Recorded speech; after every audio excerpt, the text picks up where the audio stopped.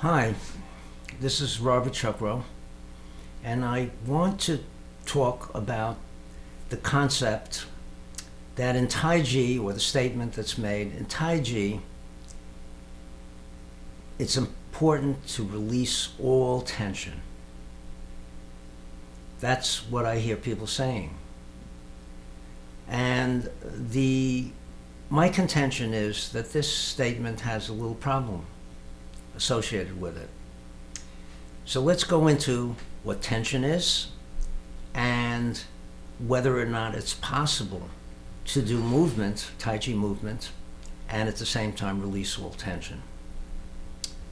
So tension is a concept in physics, and it has to do with the effect on materials when you exert a force on one end, outward force on one end, and an outward force on the other end, and stretch it, or just apply the force even if you don't see the stretch. But in this case, it's a rubber band and it does stretch. So as I exert more force, the rubber band gets longer, but it's pulling my hands.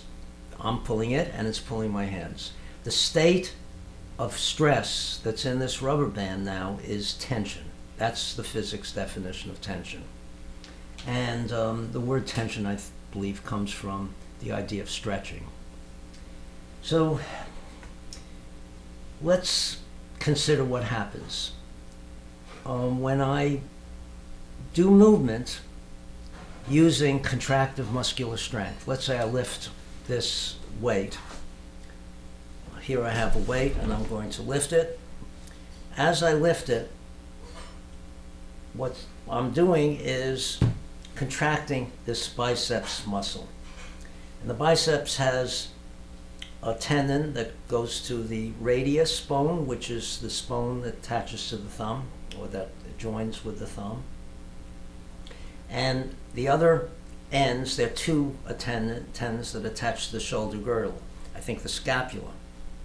And so when I lift this, that muscle shortens because I'm sending electricity through my nerves to the units of contraction of that muscle, causing it to get shorter. As it does, it's pulling this bone, and of course there's a force on the other end, another force pulling too. It's a greater force because it has to support not only the weight of the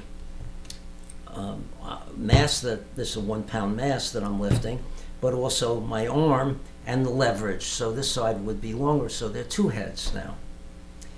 And that's why it's called biceps, two heads. And so as I do this, I'm creating tension in the muscle, and here's why. Because if this tendon is pulling on the radius bone, the radius bone has to be pulling back on it. You always have forces that in pairs that way. That's called action and reaction. Same thing in the shoulder. So I'm creating tension when I do that. So anytime I use muscular contraction, I'm creating tension. But that's not the only tension. I'm also creating, as I lift this, tension in the triceps, because the triceps now is getting longer. If I lift, well, actually, yes, the triceps is getting longer because it's lifting the forearm. It's being pulled. The triceps pulls the forearm down, this pulls it, it lengthens it. So it's creating tension in the triceps because it's moving from its neutral position. Here would be the neutral position of the rubber band, and it's getting longer, it has to have tension.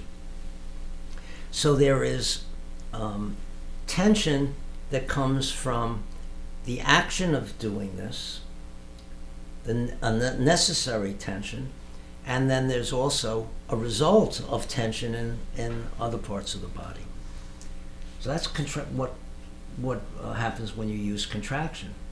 But can tension occur from any other way, and can movement even occur from any other way other than just using muscle by contracting it? And the answer is yes.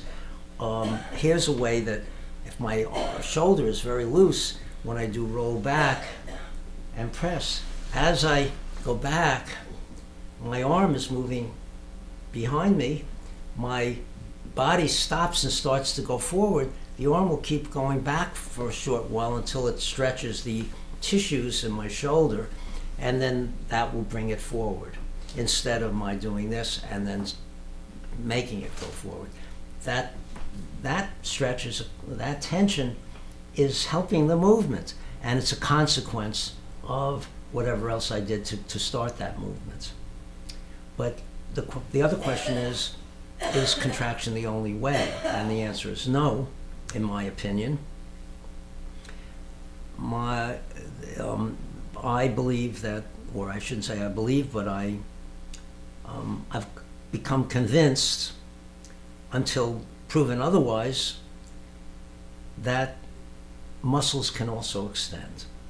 And when they extend, when a muscle extends, there's tension that builds up in that muscle because it's getting longer, and there